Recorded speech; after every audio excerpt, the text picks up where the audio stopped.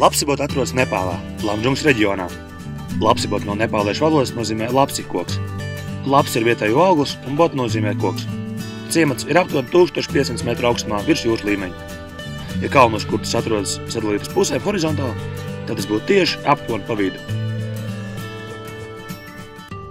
Kad ielejā iespīd saule, pavarās skaists skats uz trepēdīgiem rīslaukiem, nesavaldāmo Dordiju upi, mežiem uz kalnu nogāzēm un to galotnēm, kur ik pa laikam pārveids kāds mākonis.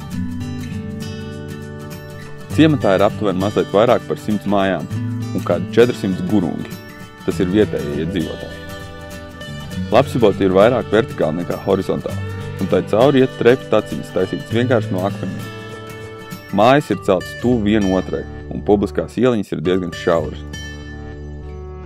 Šeit ir 4 veikali, kur pārsvarā tirgo tikai cepumus, čipšus, limonādes, koždens, konfektes, roltons, skolas piedarums, matu krāsas, čības un varbūt kāda aliņa vai cigarešu paku. Elektroenerģiju šeit iegūst no savārajiem paneļiem, bet jau pēc pāris vai vairākiem gadiem uz upi tiek pabeigta dāmju celtniecība, un tad jau galvenais energoavots būs hidroenerģija.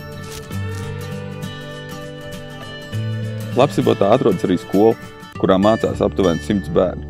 Daži no tiem dzīvo blakus ciematā. Skolā ir 8 klases. Vēl ir pāris mājas kā svētnīcas, izņemot musulmaņu, un pārējās ir privātu mājas. Galvenie sporta veidi šeit ir volejbols, pašam direktoram augstā cieņā, un, protams, futbols. Gandrīz katrai ģimenei ir mājlopi, galvenokārt vistas, govis un kazas.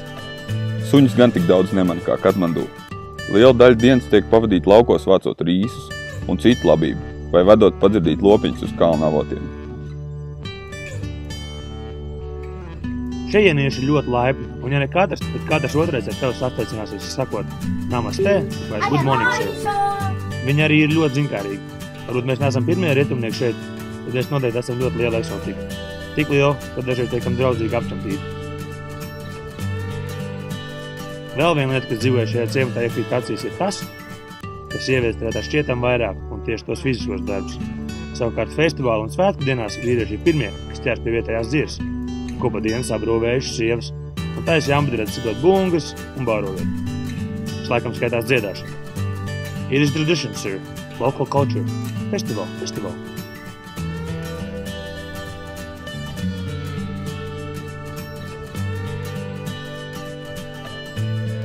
Tāda nu ir Lapsibota, Gurungu ciematiņš kalnos, kurā laiks rit citādāk, kurā 21. gadsimts un patērētāja sabiedrības vērtības vēl nav pilnībā ieskrējušās.